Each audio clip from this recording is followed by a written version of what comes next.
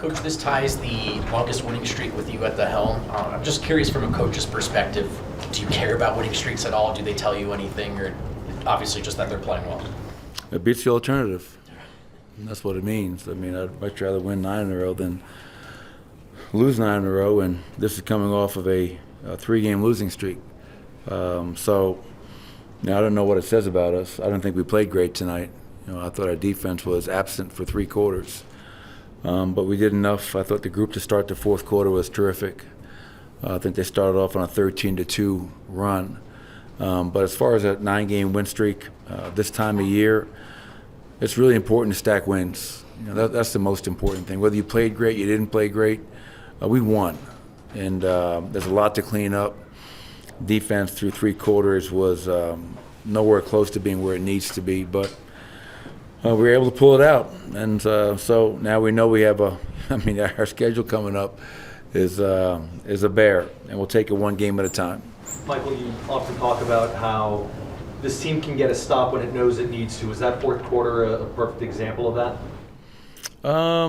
I think it was more an example of Miles Bridges went out. I mean, that guy dominated us in the third quarter. He did not feel us at all.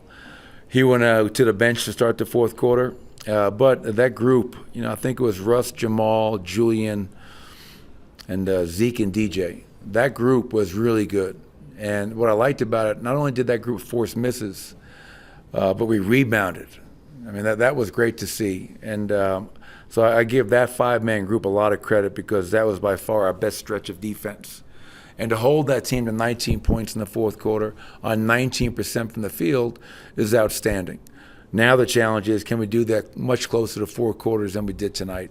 And we'll have to do that against the Lakers, who are coming in here in a few days. But, hey, we'll take the win. It's the right way to start off the post-All-Star break push. What went into the decision to put Christian Braun in the starting lineup tonight? He's just been playing at such a high level, and it coincides with us playing at a high level. It wasn't anything that Russell Westbrook hadn't done. But when I talked to Russ about it, he was great. He was a pro. He said, "Coach, whatever you need from me." But I just felt, Katie, it was just that CB, not only had we won 8 in a row, but the level of play that CB was playing at, it was just outstanding. And like you saw tonight, we can close with different lineups. We can play so many different guys. Though Julian had a really good stretch for us tonight. It was great to see him be aggressive, 16 points, 4-7 from 3.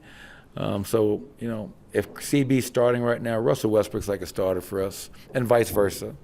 So we'll see what happens as we move forward. But I'm just really fortunate to have a guy like Russ who's a pro. And same thing when I decided to take CB out of the lineup for 1 game. He was a pro about it as well. Nikola put up 14 threes tonight. It's the entire team. I think 28 threes in the first half was the most of any half you guys have had so far this year. Did anything go into that in the game plan? Was it just the way you guys were being guarded? Yeah, I think, with Nurk out there, he's down the floor so much and pick and rolls. That pick and pop is definitely available. We talked about that. And obviously with Nikola, he's shooting the ball so well from 3. And so it's a delicate balance, right? Because he's the best post-up player in the world who's having a career year from 3 and trying to mix that balance of, playing inside out. We only scored 52 in the paint tonight. I think we usually score around 60. But to your point, Ryan, 19 of 43 from 3. That's like usually 2 games worth for us. That was a joke, guys. Come on, man, stay with me. Jamal also had it going tonight, and it's nice to have a guy that puts up 55 out of the break and then 34 on the way back. Just what are you seeing from him and how aggressive he's been? Well, not only aggressive, but efficient. Because you can be really aggressive and, slow down, what are you doing? But for him to go, 12 of 18, 7 of 10 from 3. And he got off to a great start in that first quarter, and he maintained that throughout the whole night. So 34 points for him. Nikola, 29 and 17 and 9.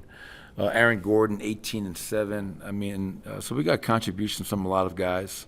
But we've always said it, when Jamal is aggressive and playing with that kind of swagger, that usually leads to a big night for him.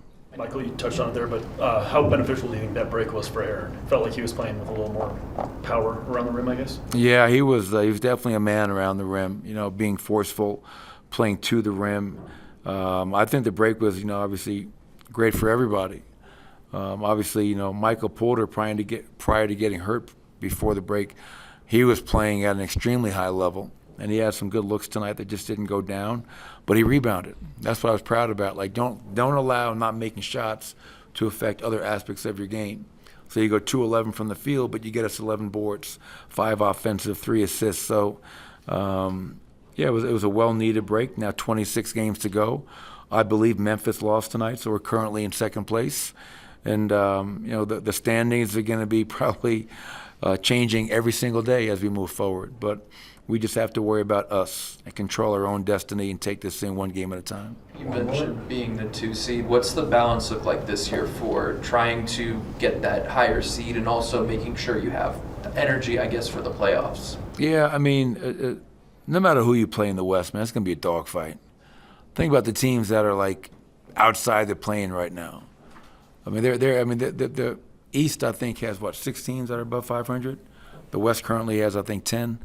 There's no let's get this seed so we can play this team. Okay, careful what you wish for. So we'll continue to go about our business, but we're not going to try to win the battle and wind up losing the war. We got to be smart about that as we approach these final games and make sure that we have enough in the tank for a deep run, hopefully.